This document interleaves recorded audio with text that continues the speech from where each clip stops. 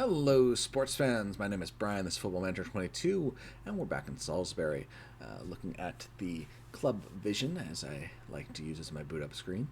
The club is A plus happy with what I'm doing. Overall, pretty happy. They are apparently disappointed in making the most of set pieces, which I think is a nonsense opinion.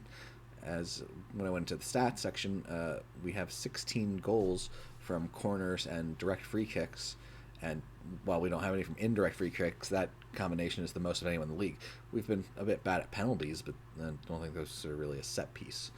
And yeah, we're moving away from counterattacking soccer to possession soccer, so I understand they're disappointed in that, and hopefully we can get rid of that goal in the future as we remodel the club into the type of team I want it to be. No delays so far on the building of a new ground, so we should be hopefully playing in a smaller but more location appropriate grounds next year.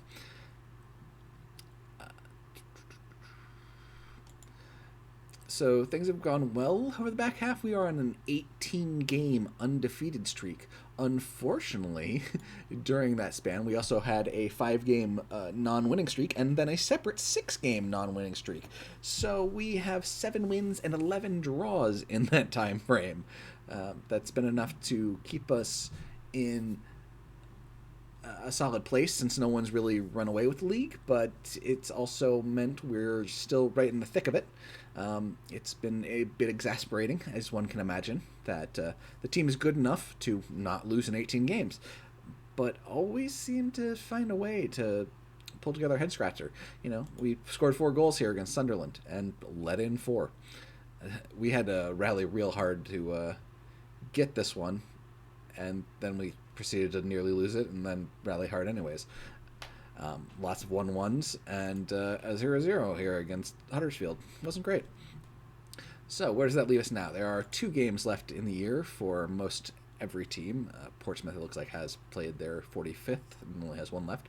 We are in second place with 84 points. Burton leads with 88, and Mansfield and Portsmouth trail with 81.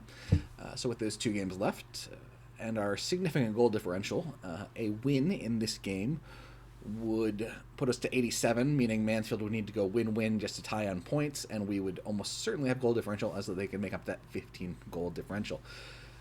We need to go at least win-draw, and Burton to go loss-loss, or win-win, and Burton to go draw-draw, or worse, to somehow grab the top of the league. I describe that as unlikely, but possible. So mostly we're just looking to hold on to the second place spot with a win in one of our last 2 games and get automatic promotion to the championship.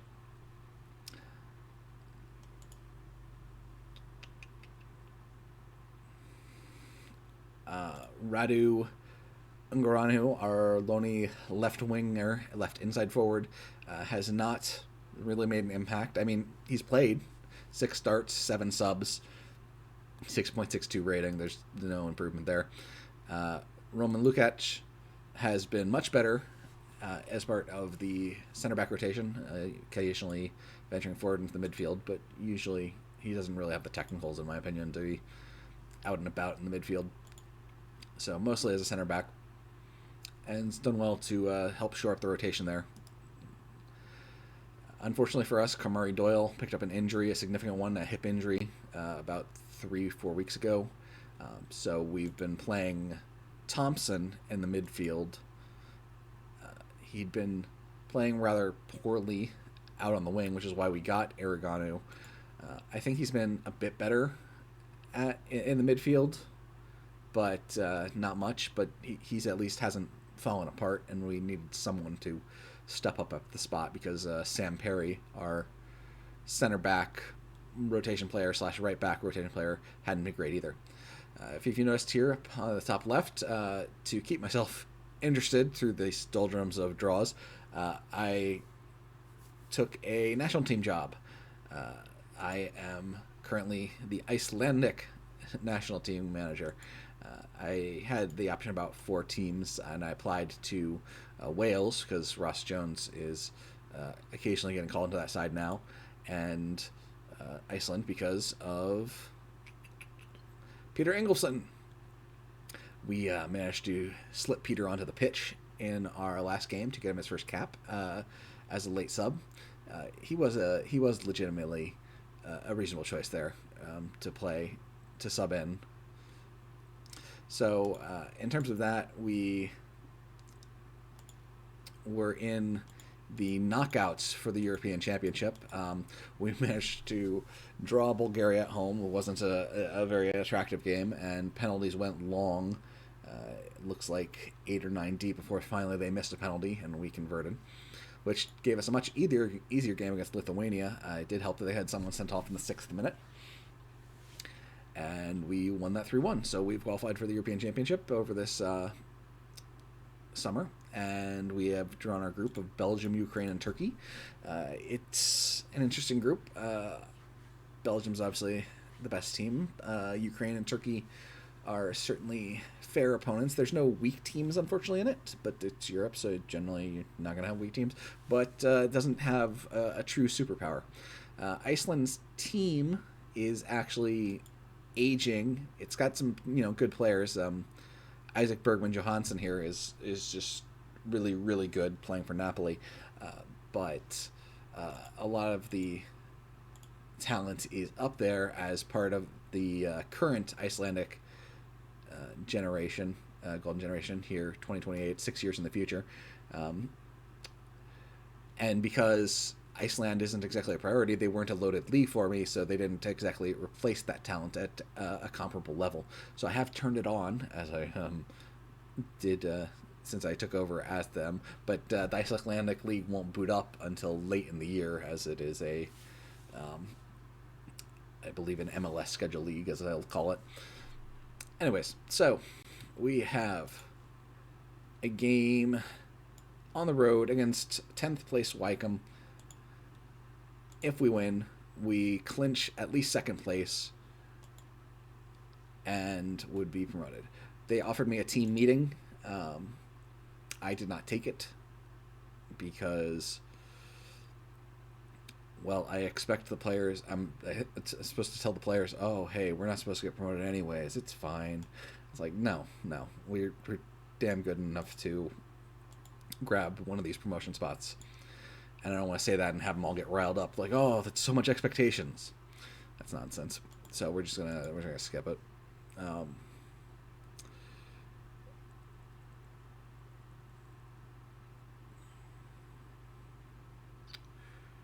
Let's keep ignoring that. Yeah, sure. Pick up where we left off last time. Seems everyone's happy with that. We're in white today on the road.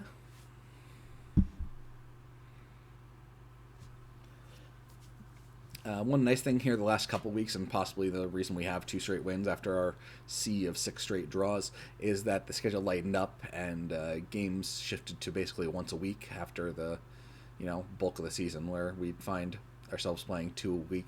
So we didn't have to rotate as much, and we've been able to keep our best players on the pitch, including Ross Jones, our star striker, who's now up over 40 goals and hopefully scores 1 or 3 today, so that I can tell you exactly how many he's scored on the year. We have already extended our loan for Ross Jones for next year. So even if we get promoted, when we get promoted, hopefully, he'll be, at worst case, a solid rotational option, if not the outright starter. He's a loanee from Wolverhampton who was struggling in the Premier League, I believe, this year.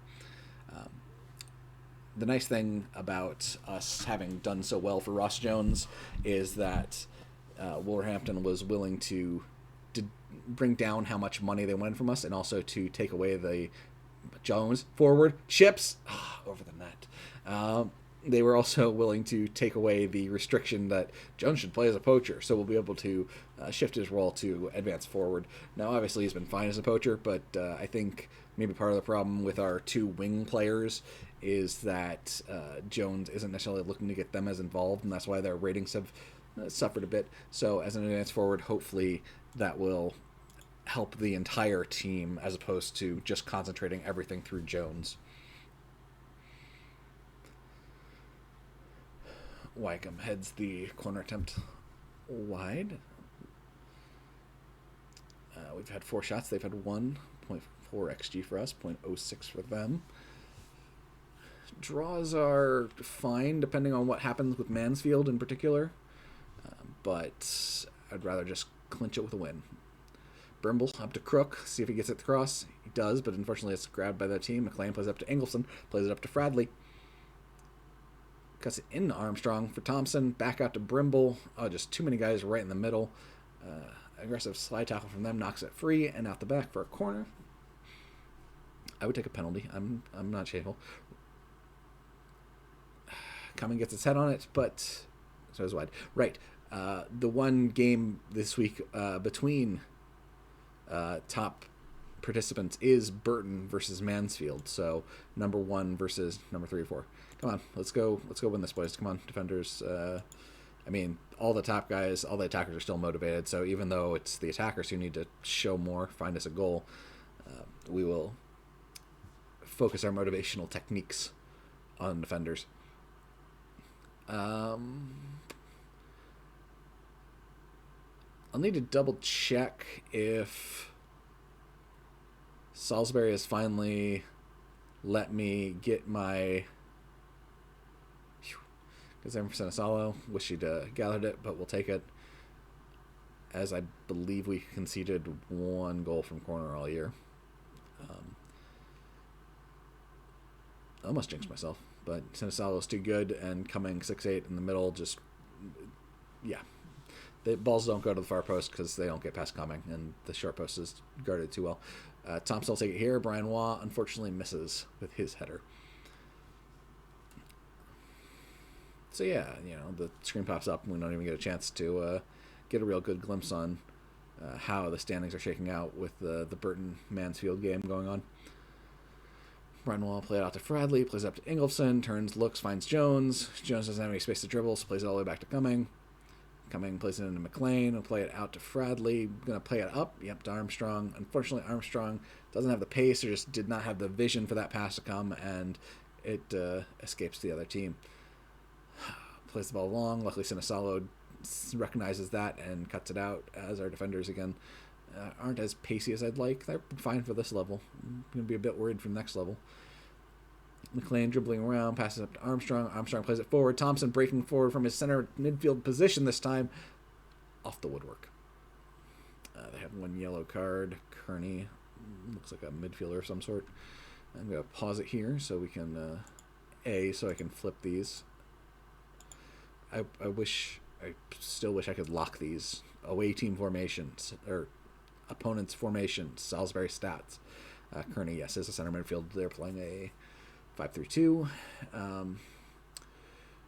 Looks like Burton is beating Mansfield, and that would make our draw good enough here to clinch a second, but to just straight up clinch a second, because Burton would move into an unassailable position. I guess I'm fine with that. So yay, go Burton Albion. Fradley pretends like he's been brought down. He says he wasn't played down. Official is just playing advantage. Or something. I don't know. Anyways, Armstrong plays it to Fradley, corner off of the poorly attempted cross. Thompson will handle it. Looking far post for Jones. Just misses everyone and will trickle out. Not a great corner. I wish we had someone better at delivering the ball on corners, despite the fact that we allegedly have 10 goals on corners this year. Cumming only has 2. Bombs it forward. Armstrong near post. Sneaks it in. Assistant officials just running off, not raising his flag. Looks like we have a 1-0 lead. Good stuff. Won't bother replaying that.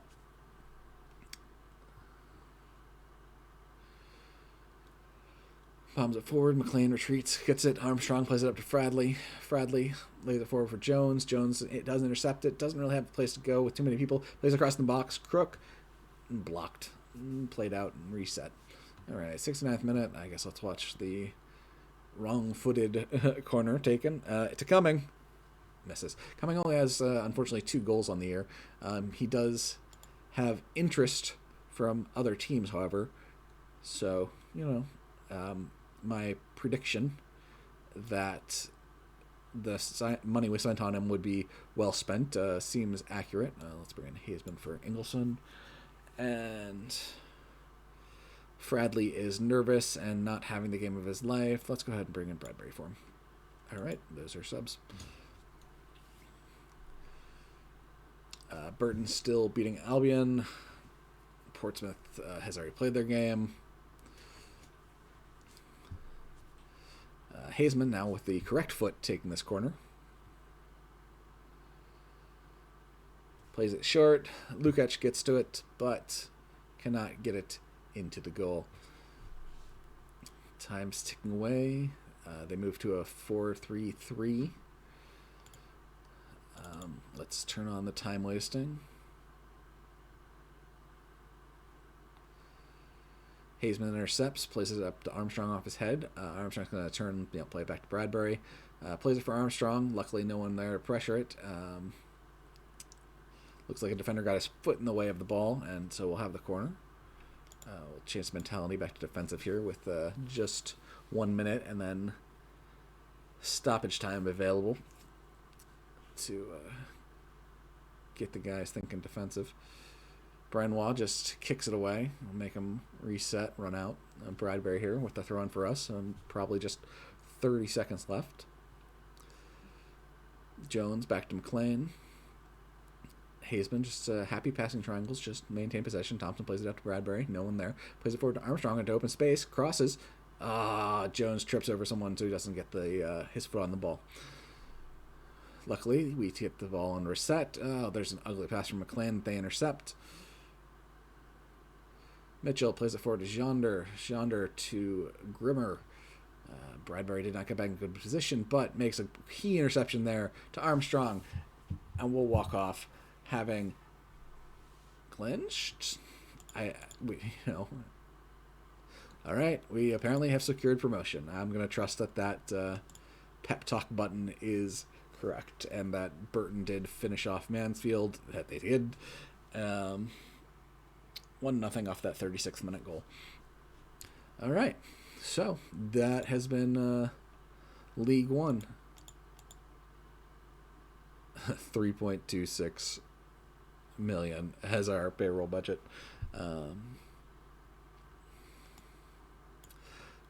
Now, obviously, we can move some of the transfer budget into payroll as need be, but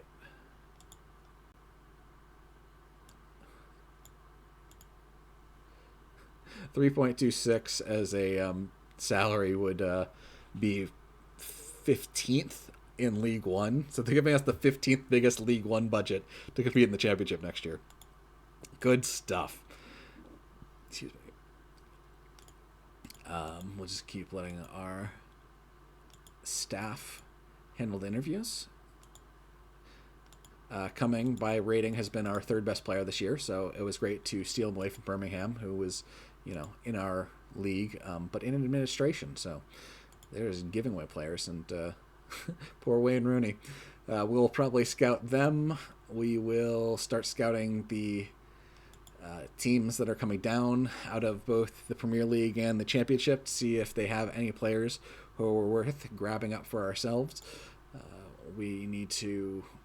We're bringing back Jones. Sinclair Armstrong is transferring to our team. We'll need to continue looking for a left back. Maybe we'll bring Fradley back from QPR. QPR is one of those teams that might not be long for the championship, so we might just look into acquiring him rather than... Yeah. Okay, Wolverhampton's doing fine here in the EPL. All right. Well, thank you very much for joining me. I probably will not do any videos for Iceland. I'll just update you next time how the competition goes and whether I am sticking around with the Icelandic national team or not. But it's been amusing to get back into national team management, even just a little bit, and to cheekily secure my player at least one cap for his team. So I will be busy rebuilding the team for the championship, and hopefully that goes well. So thank you so much for joining me. Please like, comment, subscribe. all the usual things. And I will hope to talk to you soon.